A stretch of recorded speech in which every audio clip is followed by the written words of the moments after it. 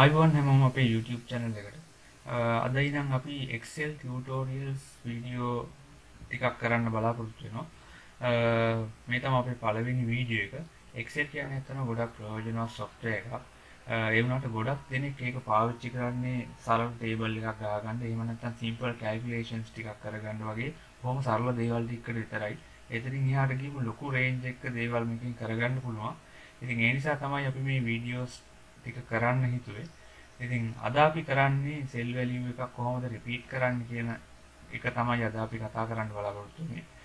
ඒ වගේම තමයි Excel basics ගැන ඉදිරියේදී අපි වීඩියෝ එකක් කරනවා. හරි එහෙමනම් පටන් ගමු අපි අද වීඩියෝ එක.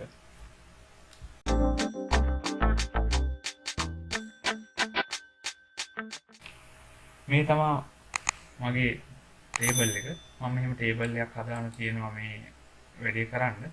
මට ඕන මේක ලිස්ට් එකක් විදිහට ගන්න ඕන. මෙන්න මේ item එක ඉදිරියෙන් තියෙන value එක වාර පේනවා. item A එක ඉස්සරහින් value එක අංක 2 තියෙනවා. item B එක ඉස්සරහින් value එක 4 තියෙනවා. C එක ඉස්සරහින් value එක 3 තියෙනවා. මට ඕන ලිස්ට් එකක් එන්න ඕන. ඒකේ තියෙන්න ඕන A දෙපාරක් තියෙන්න ඕන. A අකුරු දෙකක් තියෙන්න ඕන. B අකුරු 4ක් තියෙන්න ඕන. ඒ වගේම C අකුරු 3ක් තියෙන විදිහට ලිස්ට් එකක් එන්න ඕන. මේක අපිට කරගන්න මැනුවල් කරගන්න ඕන මේ වගේ පොඩි ටේබල් එකක තියෙන අගයන් ටිකක් දාලා නම් අපිට මේක මැනුවල් කරගන්න පුළුවන්. ඒ වුණාට මේ වගේ item 100ක් විතර තිබුණොත් ඒක අපිට මැනුවල් කරන්න බෑ.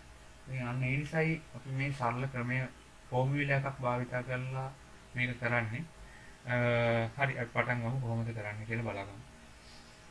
ඉස්සෙල්ලම මම මේකට දකුණු පැත්තෙන් ඇඩ් කරගන්නවා helping column එකක්.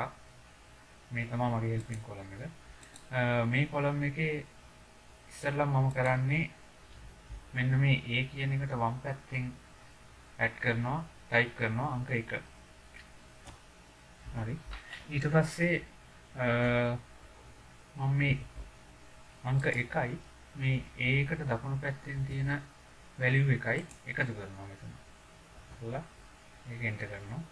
ඊට පස්සේ මම මේ fill handle එකෙන් ඇදලා fill කරගන්නවා පහළට ඇදලා auto fill දෙනවා. එහෙනම් එතකොට ඔයාලට දකින්න හම්බ වෙනවා ඇති මේ value එකට මේක එකතු වෙලා තුන අංක 3 ආවා. ඊට පස්සේ මේ අංක 3ට 4ක් එකතු වෙලා 7ක් වුණා. ඒ 7ට අංක 3 එකතු වෙලා අංක 10 වුණා. ඊට පස්සේ මම මගේ ලිස්ට් එක ගන්න ඕන මේ මෙතනින් පහළට. ඒ නිසා මම මෙතන ටයිප් කරනවා අංක 1 ඊට පස්සේ 2 ටයිප් කරනවා. ඊට පස්සේ මේක සිලෙක්ට් කරලා මේ දෙකම auto fill handle එකෙන් ඇදලා පහළට fill කරගන්නවා. හරි.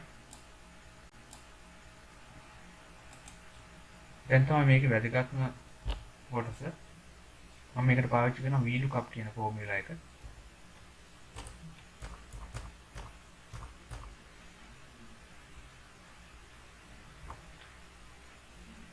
මෙතන වරහණක් අරගන්නවා. ඊට පස්සේ lookup value එක දෙන්න ඕන. lookup value එක විදිහට මම දෙනවා මේ අංක 1 කියන එක. ඊට පස්සේ ක්‍රමාවක් දාගන්නවා. ඊට පස්සේ ඉල්ලනවා table array එකක්. table array එක විදිහට මම දෙනවා මෙන්න මේ AB column එකේ මෙන්න මේ පහට එනකම් table එක ඒ වගේ ටික. ඊට පස්සේ ආයෙත් ක්‍රමාවක් දෙනවා. column index number එක විදිහට මට ඕන මෙන්න මේ A කියන එක තමයි මෙතන එන්න ඕන. A B C කියන ගයන් ටික තමයි එන්න ඕන. අකුරු ටික තමයි පහළට එන්න ඕන. ඒ නිසා column index number එක විදිහට 2 දෙනවා. මොකද මේ column දෙවෙනි column එකේ තමයි A ගයන් ටික තියෙන්නේ. ඊට පස්සේ මම වරහන් වහගන්නවා. තව දෙයක් තියෙනවා. මෙන්න මේ A to B5 කියන මෙන්න මේ range එක මම මෙතනින් $mark ටයිප් කරගන්නවා. A වලටයි අංක 2ටයි B වල ඉස්සරහටයි 5 කියන එක ඉස්සරහටත් මම $mark එකක් දාගන්නවා. මොකද මම එහෙම කරේ මේක අපි එහෙම නැතුව එන්ටර් කරලා ඇඩ් ගන්න එහෙම පහළට auto fill දුන්නා නම් එහෙම මේ B5 A2 B5 කියන එක දෙවෙනි row එකට යනකොට A3 B6 වෙනවා. තුන්වෙනි row එකට යනකොට A4 B7 වෙනවා. එහෙම පහළට අදින්න ඒක වෙනස් වෙනවා. අන්න එක වළක්ව ගන්න තමයි මම මෙහෙම 12 මාර්ක් මෙතන කරේ. මෙතන ටයිප් කරේ. මේකට කියන්නේ ඇබ්සලියුට් රෙෆරන්ස් එක කියලා. ඇබ්සලියුට් රෙෆරන්ස් දුන්නාම ඒක වෙනස් වෙන්නේ නැහැ 15 කොච්චරයිද. ඊට පස්සේ මම එන්ටර් කරගන්නවා. දැන් මට දකින්න හම්බ වෙනවා මෙතන A කියන එක ආවා. ඊට පස්සේ මම මෙතන ෆීල්ඩ් හැන්ඩල් එකෙන් අල්ලලා 15ට ඇද ගන්නවා. 15 බ්‍රේක් කරනවා. හරි. දැන් මට දකින්න හම්බ වෙනවා මෙතන අගයන් ටිකක් ආවා. A අකුණු දෙකක් ආවා. A කියන එක දෙපාරක් ආවා. B කියන එක හතර පාරක් ආවා. මෙතන මට දකින්න හම්බ වෙනවා A 2යි B 4යි C 3ක් වෙන්න ඕන. මෙතන C 3ක් ඇවිල්ලා තියෙනවා. ඉතින් මේ තමයි මට ඕන ලිස්ට් එක මම ගත්තා.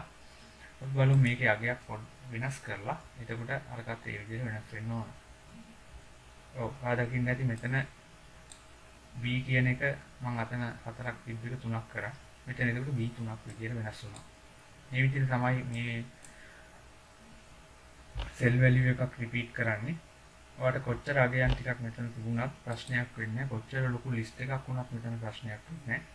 ඔයාලට මේ විදිහට ෆන්ක්ෂන් එක හදාගත්තා නම් ඔයාලගේ ෆන්ක්ෂන් එක ටයිප් කරලා 15 රෙක් කරා නම් මේ විදිහට හදාගන්න පුළුවන්.